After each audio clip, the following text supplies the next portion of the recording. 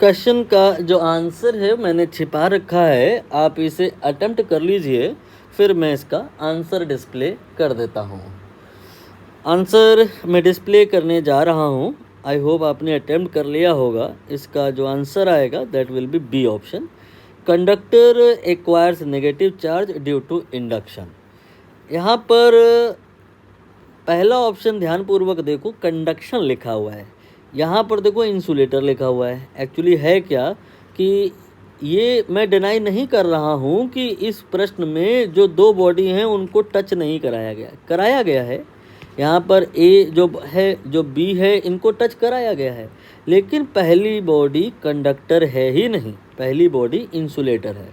अगर पहली body conductor होती तो during the procedure of touch, दोनों बॉडी के टच करने के प्रोसीज में या टच करने के बाद इलेक्ट्रॉन का एक्सचेंज होता है। इलेक्ट्रॉन बॉडी ए से बी या बी से ए में आना जाना होता, लेकिन ये गुंजाइश यहाँ पे ख़त्म हो गई है, क्योंकि इंसुलेटर के अंदर इलेक्ट्रॉन का जो फ्लो है वो पॉसिबल नहीं है। इंसुलेटर में करंट एग्जिस्ट नहीं करती है, करंट बन नहीं पाती है। इलेक्ट्रॉन जो इंसुलेटर के अंदर होते हैं वो फ्री नहीं होते हैं, वो फ्लो नहीं कर सकते हैं, वो कहीं जा नहीं सकते हैं, वो अंदर ही रह सकते हैं, ए से बी में नहीं जा सकते।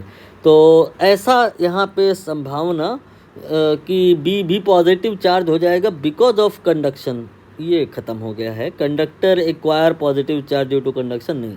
बॉडी ए पॉजिटिव चार्ज है, बॉडी ए बी के कांटेक्ट में है, ये सब बातें ठीक हैं, फिर भी बी पॉजिटिव चार्ज नहीं हो पाएगा। क्यों? क्योंकि ए इंसुलेटर है। अब क्या बी पे किसी प्रकार का कोई चार्ज नहीं आ पाएगा? बी पर आ सकता है चार्ज नेगेटिव वाला। वो क्यों? एक्चुअली एक फिनोमेना है इंडक्शन, वो तो कभी भी इग्नोर नहीं हो सकता ना, वो तो ऑलवेज एग्जिस्ट करता है। बस उसके लिए कंडीशन है दो बॉडी को करीब में लाना होता है। आप के करीब में कोई आएगा तो आपका उसमें उसका आप में इंडक्शन हो जाएगा।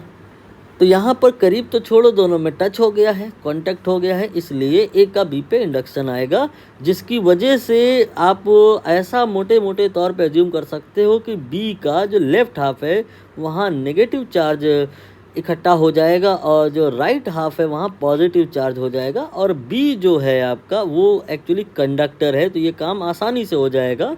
और अनलेस बताया ना जाए, आप मान के चलेंगे कि बी का संपर्क जो है वो ग्राउंड से है, तो जो आपका ये प्लस वाला चार्ज है वो सारा का सारा लीक होकर के ग्राउंड में चला जाएगा, एंड फाइनली जो बी है that will become negative charge.